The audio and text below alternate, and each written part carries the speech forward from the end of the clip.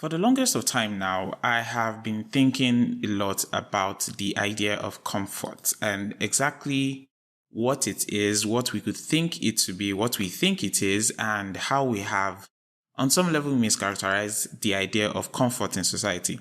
I think in society we have a really negative relationship with the idea of comfort. It's in the way we talk about things like comfort zone or things like satisfaction or different things like that. And on some level, it seems like as if we are all trying to get out of comfort, to release ourselves from the idea of comfort, but at the same time, we are all walking towards comfort. And right there is a contradiction in how we relate to the idea of comfort, and that is what I want to address in today's episode. So, hello, good morning, good afternoon, good evening, good night, good whatever time of the day you're listening to this. Welcome to another episode of Volatile Times with Daniel podcast. And also, Happy New Year!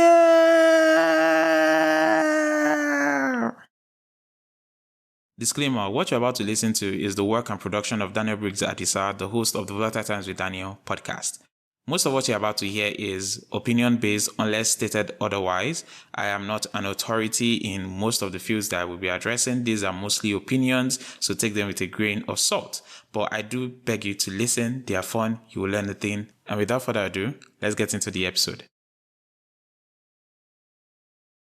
So, hello everybody, welcome to the year 2024. If you are new here, my name is Daniel Briggs Adisa. I am the host, the lovely, jolly good host of this here podcast. Sometimes it's sad, sometimes it's joyful, but always it is informative and helpful. I am an educator, and the goal of this entire podcast is just me talking about different issues that I have different thoughts on, sometimes controversial, sometimes not, me explaining things. So, hey, you are in for a ride. And today we are going to be looking at the topic of comfort.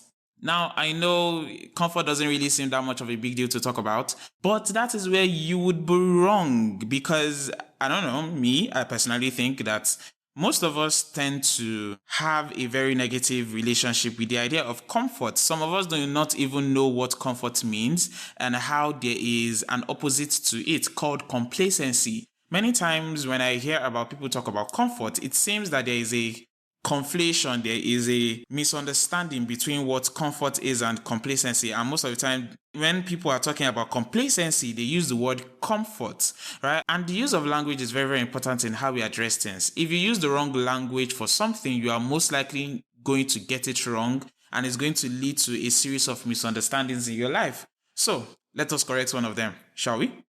Comfort can be defined as a state of physical ease and mental tranquility, providing a sense of relief, relaxation, and contentment. It is the feeling of being free from discomfort, pain, or stress, allowing one to feel at ease and somewhat secure, right? Now, let us look at all those characteristics that were listed down in the definition. A sense of relief, physical ease, tranquility, relaxation, contentment. That is actually a very, very important word. And I know most of us are familiar with what contentment means, but just to be teacher-ish, contentment is when you are somewhat satisfied with what you have, but not necessarily resigned to what you have, which means you can be okay with what you have and still seek more, but you are not desperate for more. Now, let us look at the definition of complacency. Complacency refers to a state of self-satisfaction and contentment with one's current situation, often leading to a lack of motivation or a lack of urgency to improve or make progress. It can arise when individuals or groups become so comfortable with their current level of success or situation or whatever achievement, etc., that they become unwilling to take risks or challenge themselves to do better. If I end this episode here, I think I have done enough in giving a contrast to the two concepts of comfort and complacency. Because we see in comfort, there's a sense of ease, there is tranquility, there is security, there's contentment. But it's not contentment unto self-satisfaction or resignation the way complacency is. Because when you are complacent, that's when you have a lack of motivation, you are okay with your lot, you do not seek to improve anything about your life, you are fine where you are. But comfort is you are fine, but not necessarily resigned to where you are. To explain this further, I would like to delve into this a little bit much more with philosophical concepts. So with that, let us look at the concept of utilitarianism. So, by my very little knowledge, remember, opinion piece, if we're going to look at comforts from a philosophical aspect or through a philosophical framework, that would be the framework of utilitarianism. Utilitarianism, I always get tongue twisters whenever I want to say that word. So if I do not say it well throughout this entire episode, do not come for me. English is not my mother tongue, okay? We are trying our best. Utilitarianism is an ethical theory. It's a theory about how we should act, ethics, values, all that kind of stuff.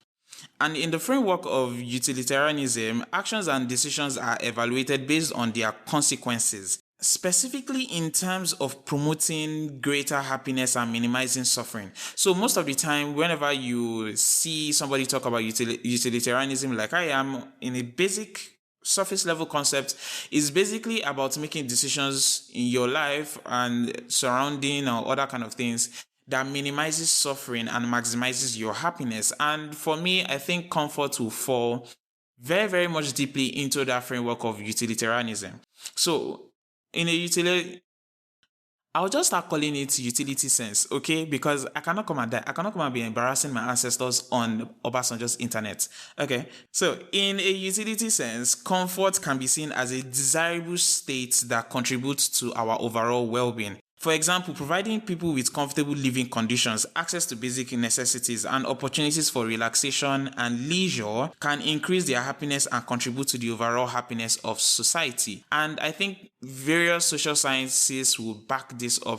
And just our lived experiences itself can contribute to this. Many times, as an educator myself, when I have online conversations with other colleagues who are also educators in various levels, we always talk about how it's easier for students to focus on their students if, number one, the area or the environment in which they have to learn is peaceful. So most of the time, you see recommendations for schools to be built in places where there are not a lot of traffic, where there's not a lot of noise, all that kind of stuff, right? So that the students can focus better, so that they feel safe. Right? And also we talk about in-house behavior, things like bullying, teacher conduct, other kind of things, so that we can create a safe environment for the children to learn.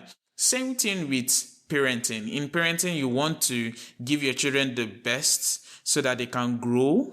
And in society, most of the time, we find out that people who are born into good circumstances, like having rich parents, attending really good schools, all those kind of stuff, it helps them in their overall development later on in life. So technically speaking, comfort is actually good for developmental growth.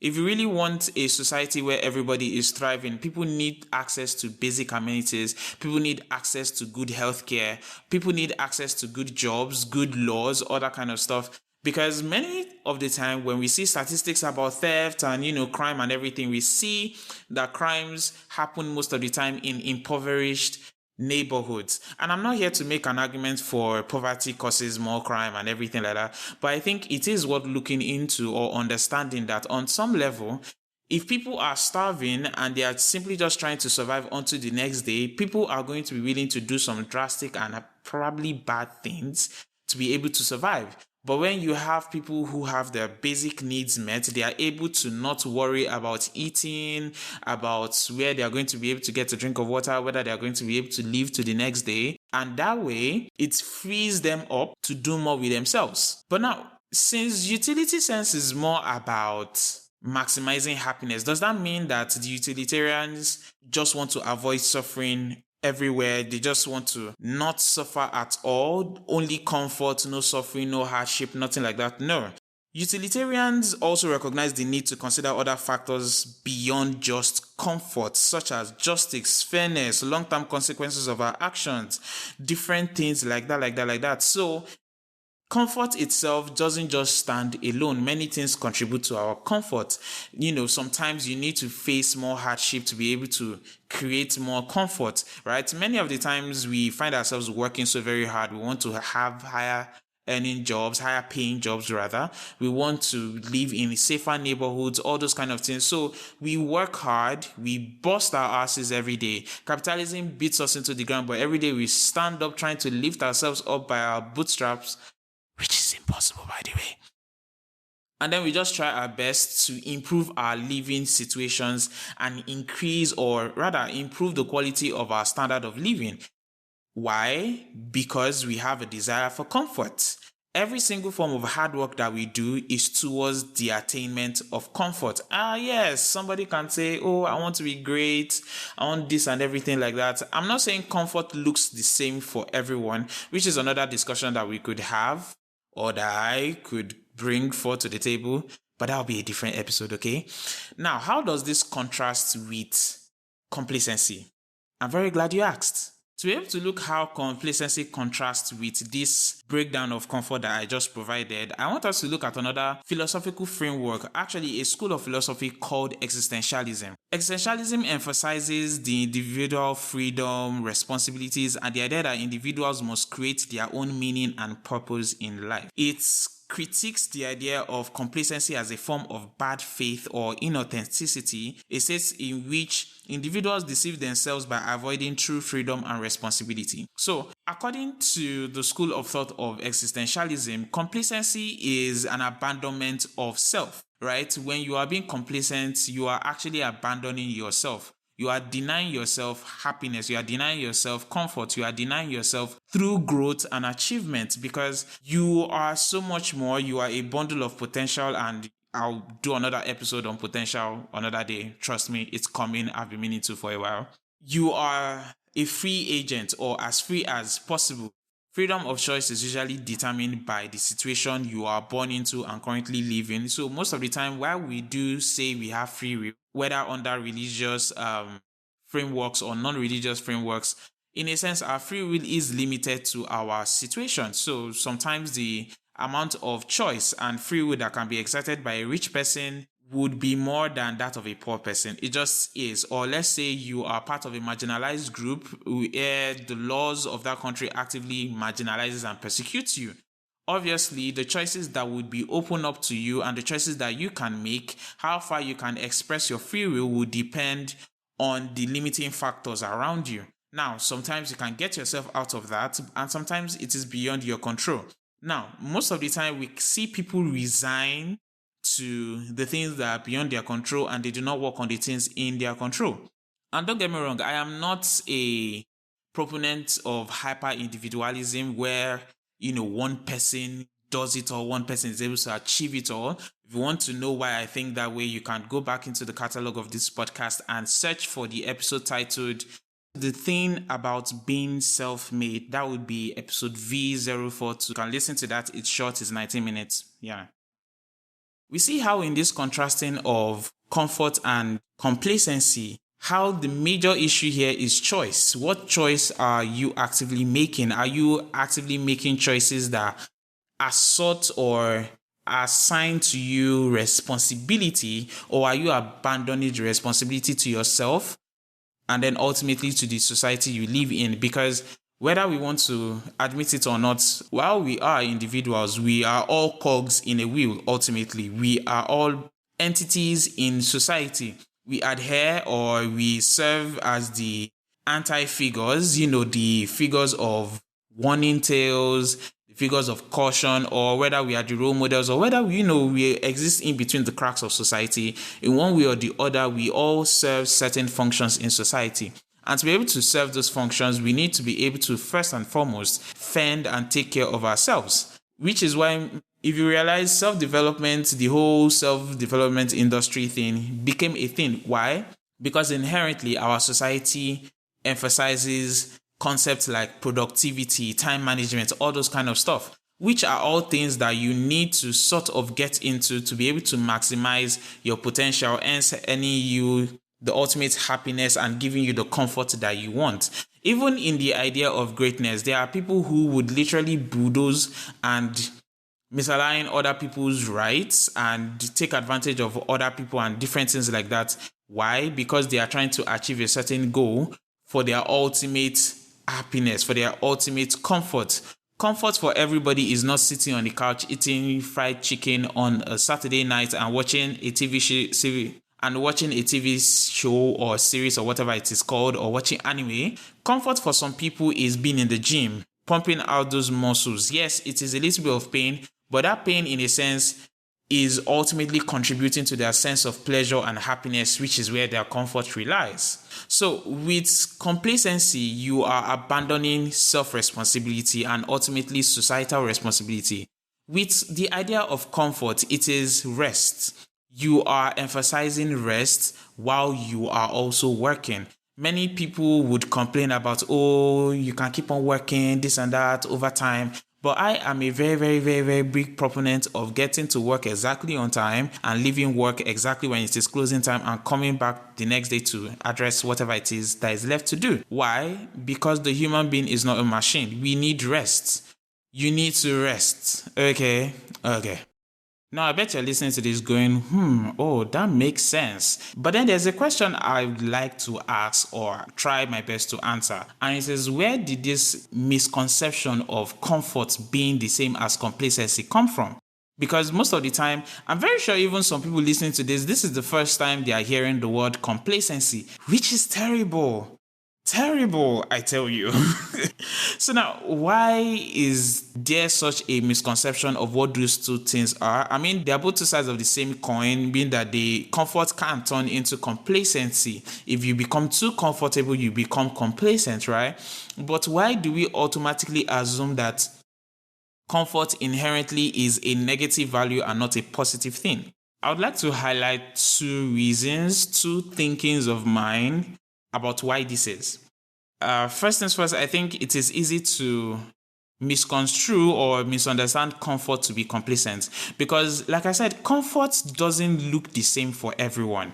There are some things that people will not worry about. There are people who are not worried about earning a lot, becoming rich and all that kind of stuff. And it's not because they come from really rich families or they have some sort of inheritance to fall back onto. Nor is it because they earn really, really high, in the job market, but it's because money to them does not have such an inherent value that it places such a large demand on their life. Or maybe it is something else. You see, sometimes some people, it seems like they've given up on love, which there are people who have given up on love, but some people are not desperate. They are not seeking it out in desperation and all this kind of stuff. Why? Because they do not have such a high level of need or want for it. And to other people who have that want, who have that need, who place money or love or whatever it is, insert, fill in the gap, whatever that is, for people who have such a high demand for that, or people who lay such a great emphasis and seriousness on that thing, to them, people who are not chasing the same thing as they are chasing are being lazy, they are being complacent, when actually people have different levels of comfort and people have different ways that comfort manifests for them. But I also think that there's an economic reason why we have this misconception. Now, I am not an economist, I'm not a social scientist, so I cannot explain this well, but there is this concept called consumerism. According to Investopedia, consumerism is the idea that increasing the consumption of goods and services purchased in the market is always a desirable goal, and that a person's well-being and happiness depends fundamentally on obtaining consumer goods and material possessions. So, I remember one time I was talking to a friend of mine, and he was talking about comfort, and I just finished watching another video because I was doing research for this thing sometime last year, and whenever he was mentioning comfort or talking about comfort zone or talking about people being too comfort or complacency, it always tied around material things. There is this sense that because we have too much stuff, we have become too comfortable, we have become really complacent, and we have lost our purpose in life and everything. And in my head, I was thinking, okay, do we want to take away the good things in life from people? Do we want to forcibly make people suffer now because that would be the right thing? That doesn't seem like the right thing to me. And I think this is where the economic reason for why we mistake comfort for complacency comes from. First things first, the idea that the pursuit of comfort and pleasure primarily depends on how much things you have is a problem. And we see this a lot. We see everybody wants to have the latest iPhone. You want to have a lot of clothes. You want to be able to spend, eat as much as you want, go where it is you want and everything. And none of these things have any value outside of posturing, looking good, and you being happy. But then the problem is, if you cannot be happy when you do not have stuff, what makes you think you'll be happy when you have stuff? If stuff is the only thing that will make you happy, you have to realize that stuff is impermanent. Stuff is ephemeral. Stuff is not long lasting. It is temporary. Stuff will go and die, right? Which is why this year, one thing I want to emphasize for those around me is contributing and investing in relationships with people, creating much more meaningful and long-standing relationships with those around them, family members, if possible. I know it's not possible for all of us to bond with our family because of the structure that most families carry. Don't worry, sometime along the line in this year, we'll talk about it. But, creating meaningful friendships, having happy, kind partners, investing in those kind of relationships can actually take a long way to go. Finding much more beneficial reasons aside from money for why you pursue the things you want, why you want to have the things you want. Like, for instance, now I want a headset, I want to be able to eat chicken, I want a really good phone, but all these things I do not just want these things because I want these things. I want these things because they contribute ultimately to my larger need for comfort and rest, and they allow me to be much more productive. And talking about productivity, many times we see employers assuming that comfortable working conditions or some sort of job security might lead to people becoming complacent and being less motivated to want to walk up the corporate ladder.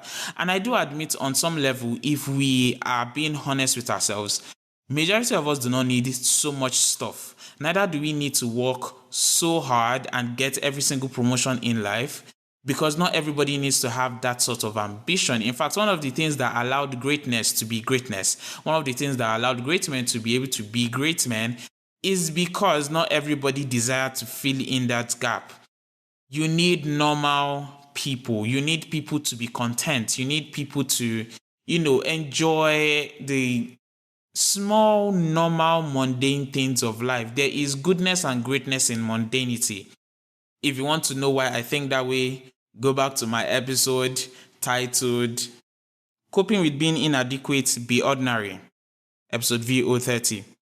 Yes, I have a really dope catalog, okay? I need to start plugging myself in every single episode. Yes, and that's what I'm going to be doing this year. I'm going to be shameless, okay? Yeah. But anyway, back to the idea of productivity. To be productive, you need really good working conditions. To be productive, you need some level of comfort at your work.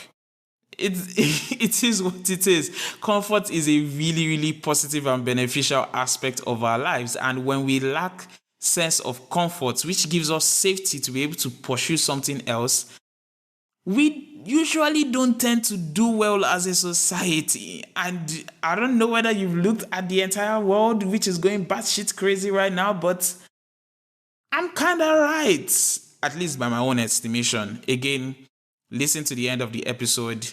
If it works for you, it works for you. If it doesn't work for you, it doesn't work for you, okay? So, to kind of wrap up every single thing that I've been saying, I've been rambling on and on and on. I think it's time to end this because I know you've gotten the point already. Comfort is actually a good thing.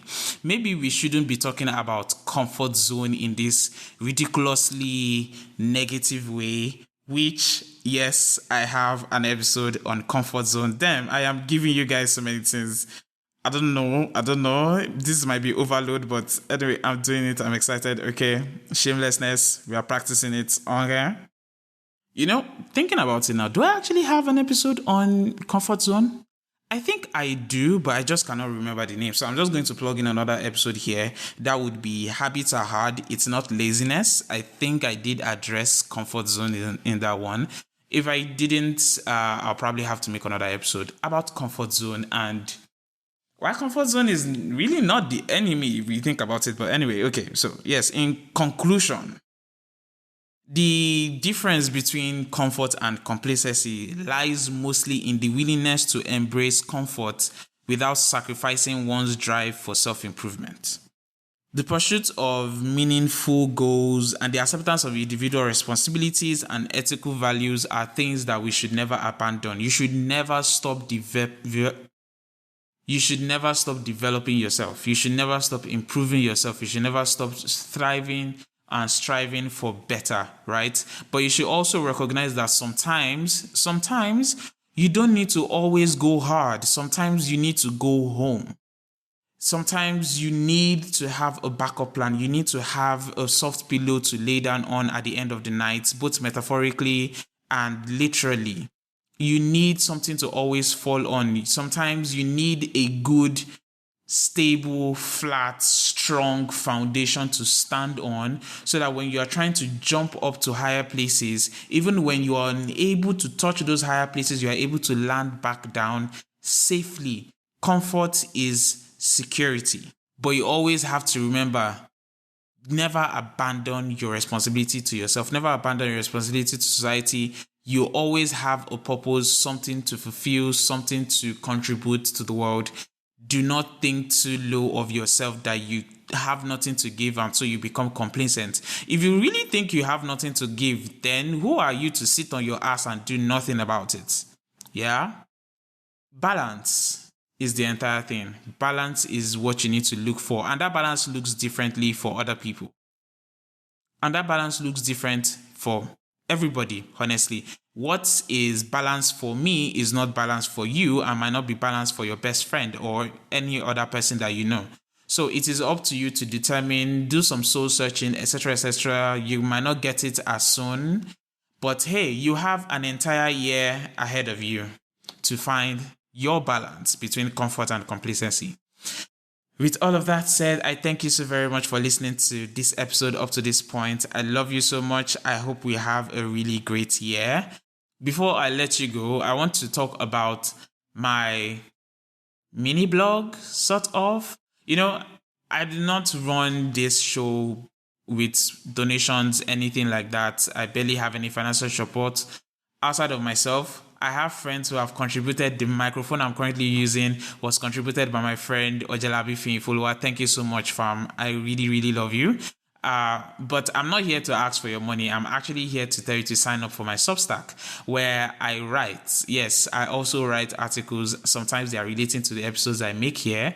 And so they offer much more additional concepts, knowledge, and information for you to get. So, and sometimes I'm going to be making some extra podcast episodes that might not really fit here, and I'm going to uploading them on my Substack. So, if you want more of me, subscribe to my Substack. It is called the Cabinet of Curiosities. Cabinet of Introspection. You can find the link down below, or you can just search for it on Google and it will bring it up. Also follow me on social media. It is Daniel Briggs on Twitter and also Volatile with Daniel on Instagram. Okay? Love you. Bye-bye.